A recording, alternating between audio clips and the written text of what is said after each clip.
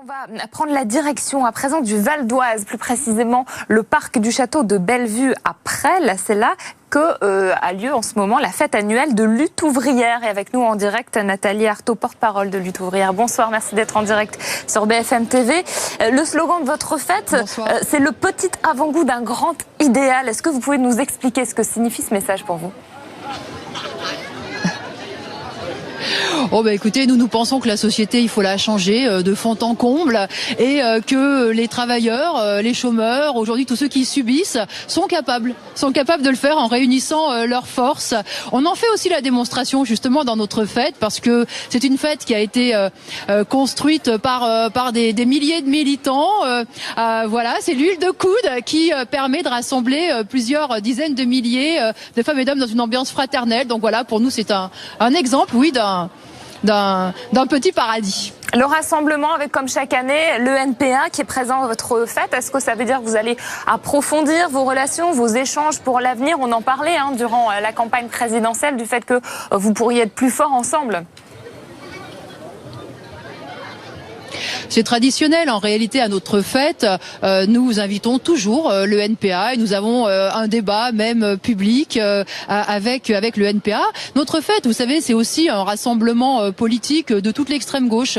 Donc il y a aussi beaucoup d'autres organisations de différentes tailles et puis il y a aussi des camarades qui viennent de nombreux pays d'Europe, mais aussi des États-Unis, mais aussi de Côte d'Ivoire, mais aussi d'Haïti. Donc c'est un grand rassemblement politique de partis qui se positionnent sur le terrain des intérêts des travailleurs et avec cette perspective, cet idéal, oui, de transformer la société et de renverser la société capitaliste. Nathalie Arthaud, quel est votre point de vue sur les premières semaines d'Emmanuel Macron au pouvoir depuis bientôt un mois désormais ?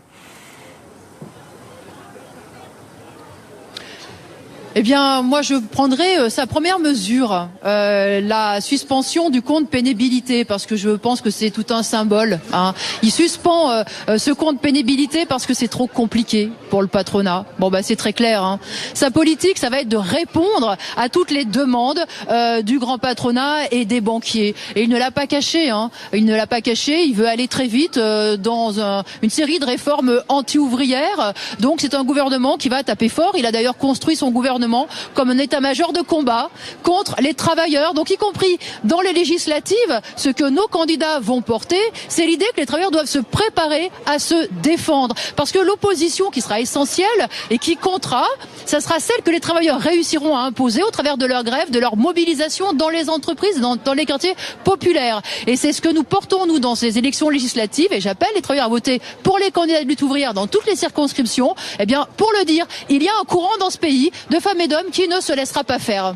Le compte pénibilité, mais aussi la réforme du droit du travail. Vous le savez, Emmanuel Macron veut aller vite, notamment en mettant en place ces fameuses ordonnances. Qu'est-ce que vous en pensez à Lutte ouvrière ? Écoutez, je trouve ça évidemment très choquant.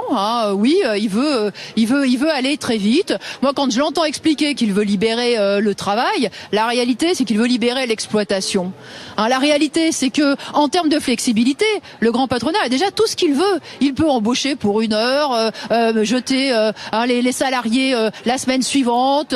Il peut maintenant, y compris, baisser les salaires au prétexte de quelques difficultés passagères. Mais nous, les travailleurs, nous ne sommes pas des machines qu'on peut brancher et débrancher. On a une vie, on a une famille et il faut que les salaires ils tombent tous les mois. Voilà, donc nous allons nous battre autour de ces objectifs-là. Un emploi pour tous, un salaire correct, une retraite digne, un logement qui permet effectivement de vivre correctement avec toute sa famille. Donc tout ça, ce sont des objectifs. Entendu pendant les négociations, pendant les discussions, notamment avec la ministre du Travail.